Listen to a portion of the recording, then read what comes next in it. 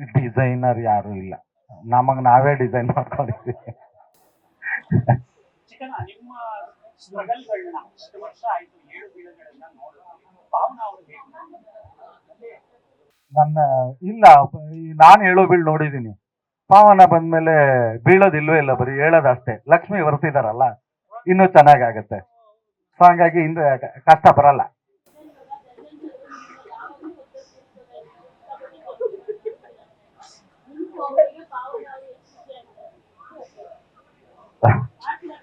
ಇನ್ನು ಕಾಮಿಡಿ ಮಾಡಿಲ್ಲ, ಅದೇ ಪ್ರಾಬ್ಲಮ್. ಆ ಥರದ್ದು.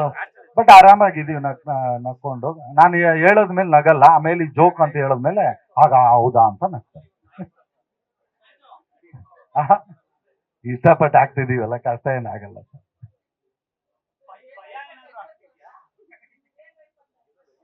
ರಿಯಲ್ ಲೈಫಲ್ಲಿ ಸ್ವಲ್ಪ ನಗ್ಸೋದು ಕಡಿಮೆನೆ. ಸ್ಕ್ರೀನ್ ಮುಂದೆ ಹೌದು, ಎಲ್ಲ ಹೇಳ್ಕೊಟ್ಟಿರ್ತಾರಲ್ಲ, ಬರೆದು ಕೊಟ್ಟಿರ್ತಾರೆ, ಸಿಚುಯೇಷನ್ ಇರುತ್ತೆ. ರಿಯಲ್ ಲೈಫಲ್ಲಿ ಒಂಚೂರು ಕಷ್ಟ. ಏನ್ ಮಾಡೋದು, ಜೀವನ ಹೆಂಗೆ, ಇದೇ ಯೋಚನೆ ಇರ್ತಲ್ಲ.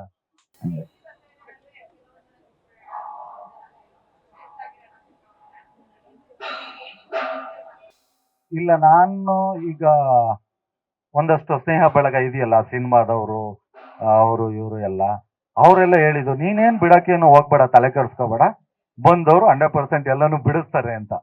So, ಆಮೇಲೆ ಇಬ್ರು ಕಾಂಪ್ರಮೈಸ್ ಆಗದೆ ಜೀವನ ಅಲ್ಲ. ಒಬ್ರು ಗೆಲ್ಬೇಕು, ಒಬ್ರು ಸೋಲ್ಬೇಕು. ಈಗೋಗಳು ಬಿಟ್ರೆ ಚೆನ್ನಾಗಿರ್ತೀವಿ, ಅದಂತೂ ಹೇಳಿದ್ದಾರೆ. ತುಂಬಾ ಜನ ಸಜೆಷನ್ ಕೊಟ್ಟಿದ್ದಾರೆ. ಖಂಡಿತ ಯಾವ್ದ್ಯಾವ್ದು ಒಳ್ಳೇದಿರುತ್ತೆ ಅದನ್ನೆಲ್ಲ ಅಕ್ಸೆಪ್ಟ್ ಮಾಡ್ತೀವಿ. ಖಂಡಿತವಾಗ್ಲೂ ಇಲ್ಲ. ಇನ್ನು ಏನೋ ಕರ್ಕೊಂಡು ಓಡೋಗ್ತಿದ್ರೆ ಅವಾಗ ಭಯ ಇರೋದೇನು, ಯಾರು ಬಂದು ಹೊಡಿತಾರೆ ಅಂತ. ಏನ್ ಭಯ ಇಲ್ಲ. ತಾಳಿ ಕಟ್ಟುವಾಗ ಹೌದಾ?